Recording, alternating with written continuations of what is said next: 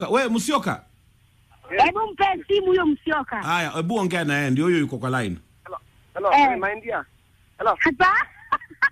Unyaje na zua mbangaro we. Bwana, nija na jini. Hebu niambie na ndo nje nje hara. Naongea Kiswahili bana mimi. Ati niongee Kiswahili basi niambie ulikuwa unasemaje? Sasa nilisema Hapa nilikuwa nakuuliza hapa uliamua sasa utarudi ama?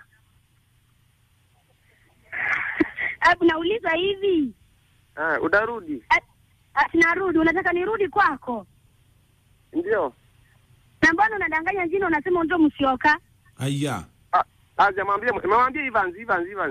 Kumbe alitudanganya jina. Evans umemwambia Musyoka. Ametuambia Evans Musyoka. Evans Musyoka.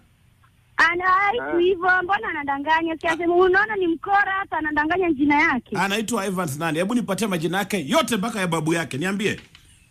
Anaitwa Emmanuel Munyasha Munyivya. Emmanuel Munyasha Munyivya anaitwa